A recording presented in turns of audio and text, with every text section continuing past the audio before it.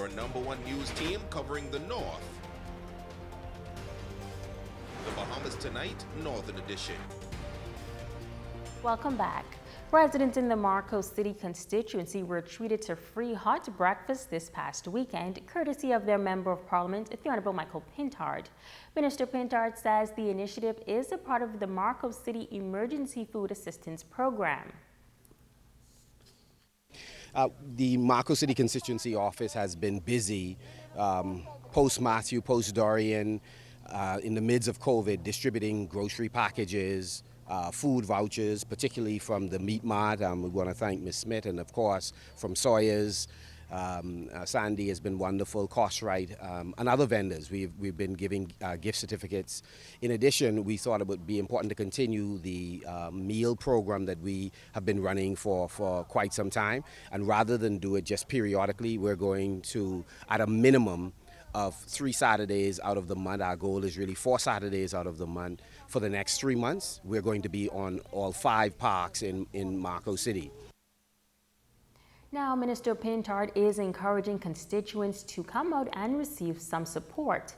In addition, he says there will be some gift certificates and care packages. The Member of Parliament noting that there is also some other assistance in the works. Be assisting in continuing to supply some appliances. Many persons in Marco City have lost appliances, and we want to make sure that they are restored as much as possible to normalcy.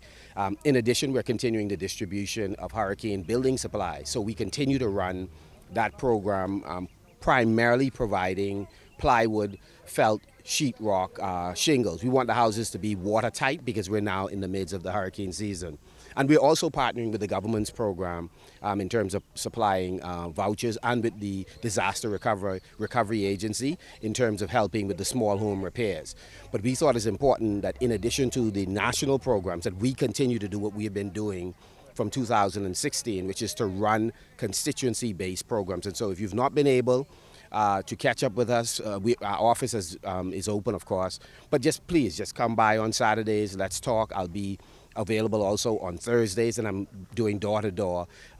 So whatever the issues are, raise it. We'll be very candid about what we're able or not able to do. As the country prepares to celebrate 47 years of nationhood, tonight we hear the youth perspective on independence. This youth leader says despite the many challenges, when all is said and done, the Bahamas is still the best little country in the world. Jamila Mizik reports.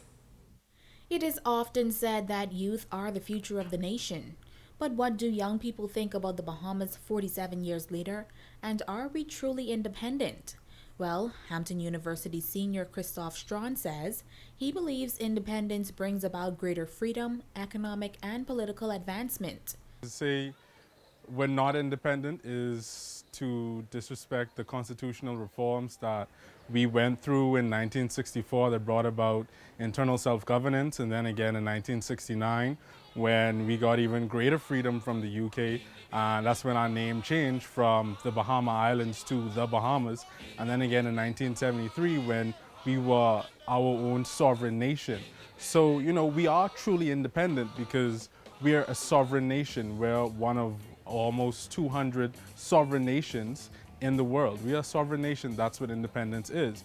However, the history student says there are still some elements of colonialism that remain in the Bahamas. And when it comes to youth development, he believes there is much more to be done. We have a lot of, on paper, we're saying that we're going to do this for youth or we're going to do that for youth.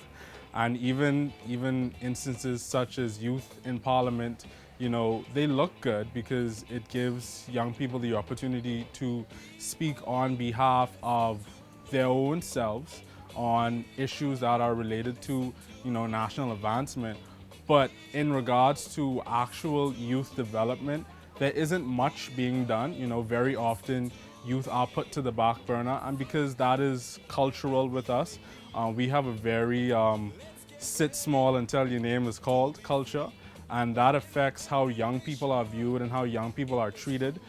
But he says all in all, he's proud to be Bahamian because it's the simple things that make the Bahamas the greatest little country in the world. Despite every societal ail that we have every economic downturn that we have faced, the Bahamas still sits in a position of notoriety to so many other countries that have been independent longer than we have been independent. And you know, even if we look at this hemisphere, our history, we have one of the oldest democracies in this entire side of the world. A lot of people may say that the Bahamas is in dire straits, and for us, we are in dire straits. But in the grand scheme of things, you know, we are still so blessed in relation to a lot of other countries and where they are economically. And with this 47th year of independence, here are some things he feels we can change as a country.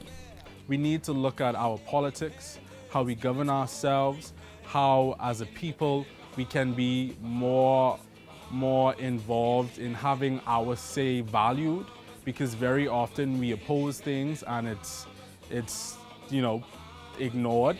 And that's not just with the current government, but with previous administrations. That has been the norm. That's just business as usual for us. So I think the first thing that we need to do in terms of really developing us and moving us forward is looking at how we govern ourselves and looking at our politics, our system of politics, and seeing as how that can change and how that can really be ameliorated to work for the betterment of the Bahamas in the Bahamas that we live in today. Jamila Mizik, ZNS Network News. Stay with us, there's more right after this break.